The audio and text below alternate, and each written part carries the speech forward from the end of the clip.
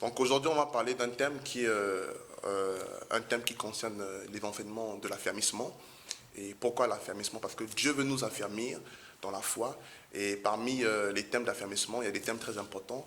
Et je vais parler d'un thème très important qui est on ne va pas voir aujourd'hui forcément les trois, mais on va parler du premier, notamment celui dont Paul parle dans 1 Corinthiens chapitre 13, verset 13, où il dit « Maintenant, ces trois choses demeurent, la foi, l'espérance et l'amour. » Et la plus grande de ces trois, c'est l'amour.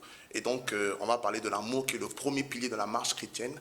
Pourquoi? Parce que quand on lit dans Matthieu chapitre 22, verset 37,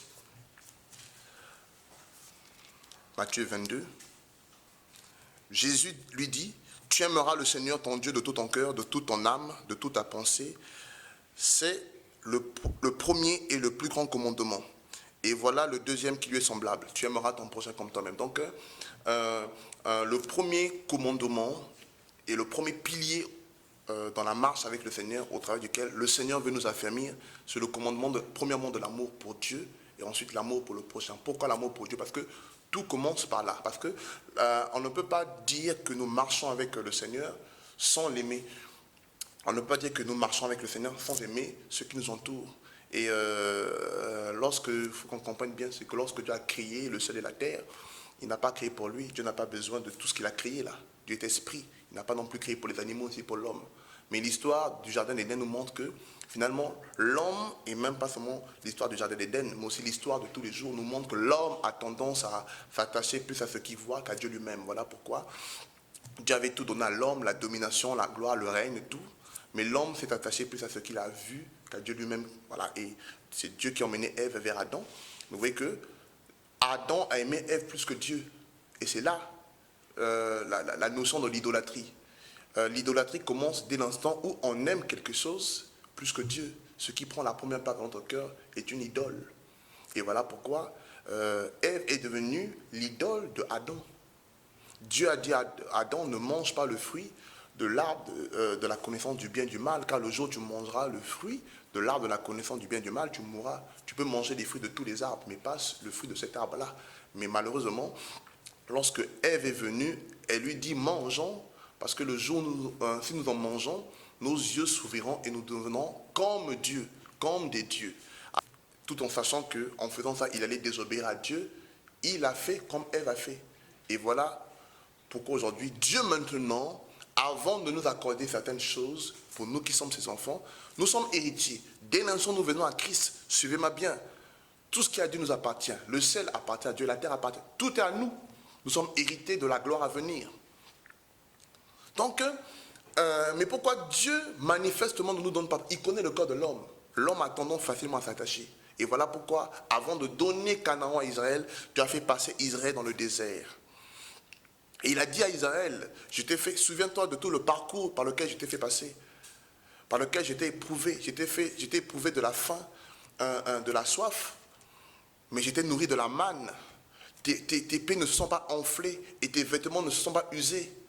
Mais je t'ai éprouvé afin de voir si oui ou non tu garderais mes commandements. Donc Dieu veut éprouver le corps de l'homme pour voir s'il l'aime en premier. Dieu ne veut pas qu'on l'aime seulement, mais Dieu veut qu'on l'aime en premier. Et c'est là la question, aimer Dieu en premier. Et souvent on ne se rend pas compte lorsque ça bascule. Mais c'est les événements qui nous démontrent. Et voilà pourquoi Dieu parfois permet des événements pour nous montrer si nous l'aimons toujours en premier. Et comment savoir qu'on n'aime plus Dieu en premier? On peut aimer Dieu au second plan, mais ce n'est pas ça la question. Dieu veut la première place. Et je veux qu'on comprenne ce que Dieu n'est pas égoïste. Il veut tout simplement la première place. Mais sinon, il nous laisse partager notre amour avec nos parents, nos amis, ceux qui ont marié, donc avec son mari, avec sa femme, avec ses enfants, avec ses amis, avec les frères, avec voilà, le prochain. Il nous laisse partager, mais il veut la première place. Et comment savoir qu'on n'aime plus Dieu en premier? Dès l'instant où on est capable de se compromettre pour quelque chose, cette chose est une idole dans le cœur. Comme c'était le cas de Ève. Adam s'est compromis à cause de Ève. Ève est devenue l'idole. Dès l'instant où on est capable de mentir pour de l'argent, de mentir pour du travail, pour quelque chose, ça veut dire que nous aimons ces choses plus que le Seigneur dans notre cœur. Beaucoup diront, j'aime le Seigneur, oui, Mais la question, ce n'est pas seulement aimer Dieu, mais c'est l'aimer en premier. Voilà pourquoi Jésus, lorsqu'il parle à l'église d'Éphèse, cette église aimait le Seigneur et servait le Seigneur, mais dit, tu as perdu le premier amour. Le premier amour, c'est l'amour en premier de la naissance d'en haut, quand on se convertit, quand on devient enfant de Dieu. On aime Dieu, on est prêt à l'obéir, on n'a qu'une seule envie, c'est obéir à sa parole. Mais souvent, au fil du temps, lorsque nous marchons, les choses qui nous environnent ont tendance à préoccuper nos pensées et parfois à faire basculer l'amour prioritaire du Créateur qui doit lui revenir, malheureusement, vers des choses qu'il a créées, donc les idoles. Et voilà pourquoi c'est très important de comprendre cela. Et donc, je vais bien prendre le temps d'expliquer. Par exemple, si Dieu estime que le travail peut devenir une idole dans le cœur de son fils ou sa fille, il va l'éprouver par rapport au travail. Dès l'instant où quelque chose de terrestre peut prendre la première place, Dieu va créer un conflit avec la chose. Ça peut être le travail. Par exemple, il y aura la tension au travail, la tension avec les collègues. Le fils, la fille de Dieu va prier. Seigneur, Seigneur, Seigneur, pourquoi je souffre au travail? Et si on ne se pose pas la bonne question, on ne comprendra pas pourquoi. Alors Dieu se révélera à son fils et dira, mais tu as aimé le travail plus que moi. Et parfois même, ça peut aller jusqu'au licenciement. Dieu peut permettre que son fils soit licencié et le fils va prier et Dieu va se révéler à lui et lui dire, tu as aimé le travail plus que moi, voilà pourquoi j'ai permis le licenciement. Laisse-moi retrouver la première place, reviens au premier amour et ensuite tu verras, je ne te priverai de rien. Et dès l'instant où son fils a compris, il restaure la relation qui revient prioritairement au Créateur et Dieu donne. Il dit, cherchez premièrement le royaume de Dieu et toute chose vous sera donnée. Si on aime Dieu plus que tout, regardez Jésus. Pourquoi, en tant que fils de Dieu, le Père lui a tout donné, tout pouvoir dans les cieux et sur la terre. Il est hérité de tout. Parce que le Père sait que, quelles que soient les richesses du ciel, de la terre, aucune de ces richesses ne peut prendre l'amour qu'il a pour le Père. Voilà pourquoi Dieu lui a confié la gestion. Il dit, le Père a remis tout entre ses mains. Mais pourquoi Dieu ne se permet pas de nous donner tout? Parce qu'il sait que, pour l'instant, avec le corps qu'on a, on est prêt à bien gérer les choses. On va devenir des idolâtres. Voilà pourquoi certains s'appellent leur mari.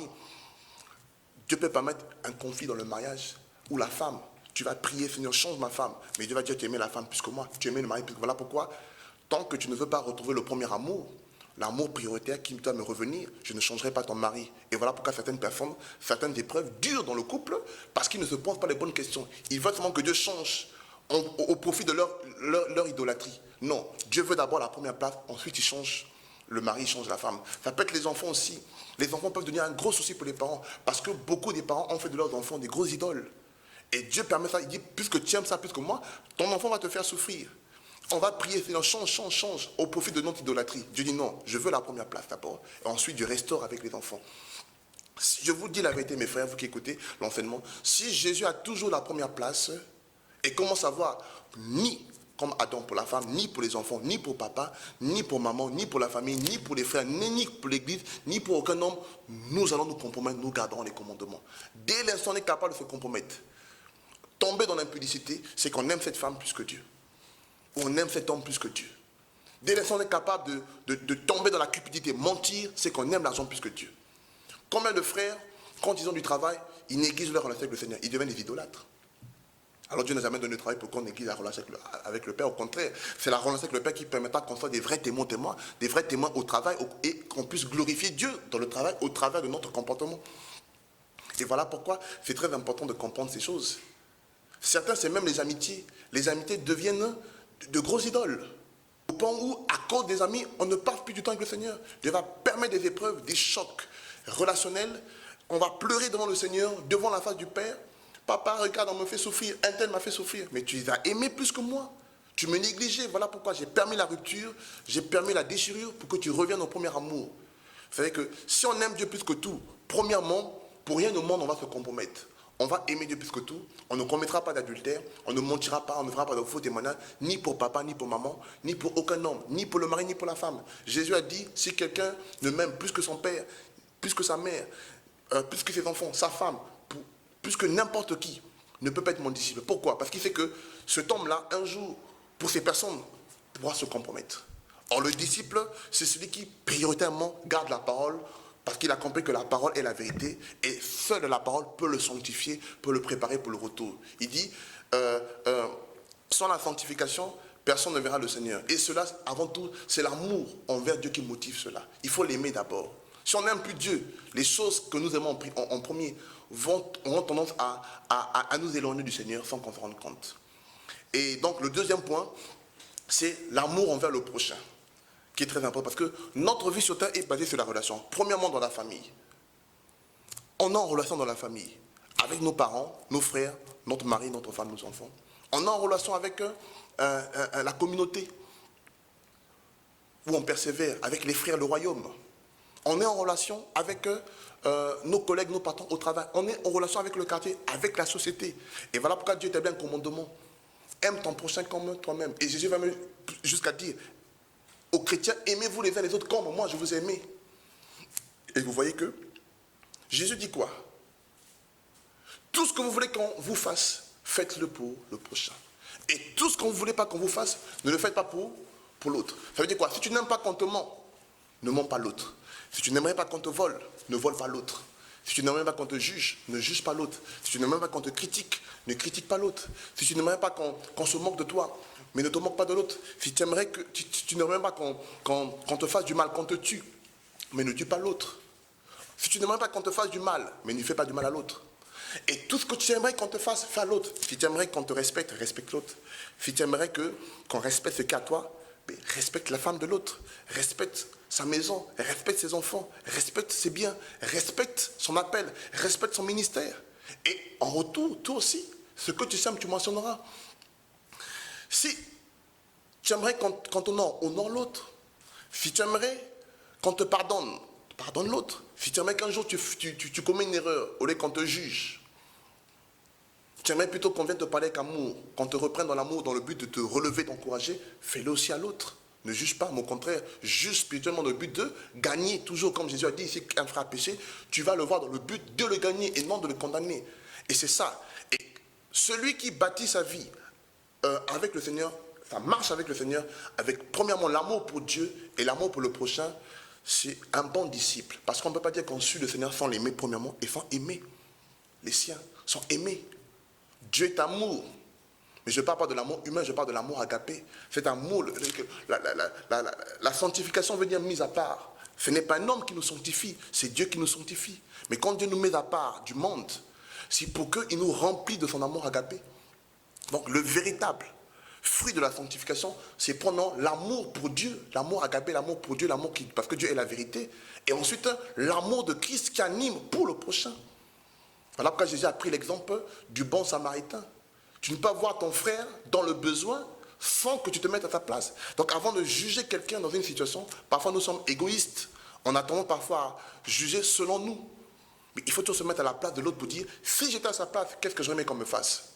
Et le bon disciple, c'est celui qui réagit comme ça. Ah, même s'il a commis l'erreur, si c'était moi, j'aurais aimé qu'on me traite comme ça. On le traite, tu le traites comme tu aurais aimé qu'on te traite. Et c'est ça, le premier pilier de la vie chrétienne, la base la plus grande, parce que, pour terminer, si on fait les choses sans aimer le Seigneur, sans aimer le prochain, même si on prêche la parole, même si on donne de l'argent aux gens, on donne des biens aux gens, on ne le fait pas pour Dieu, ni par amour pour les gens, on le fait pour notre propre orgueil, pour nous. Or, si on le fait pour nous, ça cache la malice, ça cache l'envie de paraître, l'orgueil, la rivalité, la compétition, et ce n'est pas pur. Aux yeux de Dieu, c'est une offrande qu'il vomit. Même si aux yeux des hommes, on voit la prédication, on voit les œuvres, on voit la guérison, on voit le miracle. Mais si derrière ce n'est pas par amour pour Dieu et par amour pour les gens, c'est pour nous-mêmes, notre orgueil, l'envie de paraître, la rivalité, le parti pris, et ce n'est pas pur, c'est le péché. Et voilà pourquoi ce qui sanctifie l'offrande, c'est la consécration envers Dieu, l'amour pour lui, et qui ensuite débouche à l'amour envers les autres. Tu ne peux pas dire que tu aimes Dieu et tu n'aimes pas le prochain. Et tu ne peux pas dire que tu es un disciple de Christ, un chrétien, sans aimer Dieu et sans aimer ton prochain. Voilà pourquoi on peut ne pas pratiquer, obéir au commandement, mais ce n'est pas la sanctification avant tout. Ça peut être une discipline charnelle. Comme l'homme riche, il a respecté les commandements, mais il n'est pas l'amour de Dieu dans son cœur. Il n'aimait pas Dieu, il n'aimait pas le prochain. Et Jésus l'a jugé en disant, si tu m'aimes, tu aimes le prochain, vends tes biens, donne aux pauvres. Pourtant, ils ne pratiquent pas l'adultère. Il y a des gens dans le monde qui ne pratiquent pas l'adultère, qui honorent leurs parents, qui sont parfois honnêtes, mais ils ne sont pas sanctifiés parce qu'ils n'ont pas l'amour de Dieu. Derrière, c'est l'orgueil. Si on les fait du mal, ils ne pardonneront pas.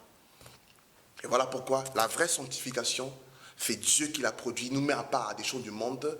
Et le résultat de la vraie sanctification, c'est l'amour agapé, l'amour pour Dieu. Les vrais sanctifiés, c'est ceux qui aiment le Seigneur. Ils font les choses par amour.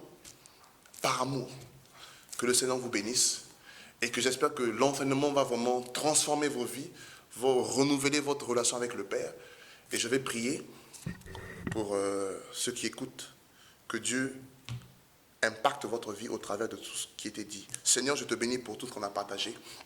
Que toute la gloire te revienne. Papa, que vraiment ta parole transforme les vies et produise la vie dans les cœurs de tous ceux qui entendront cette parole. Et vivifie ta parole dans les cœurs. Et qu'ils reçoivent cette parole comme dans une bonne terre. Et qu'ils deviennent des lettres vivantes de ta parole. Au nom de Jésus-Christ. Amen.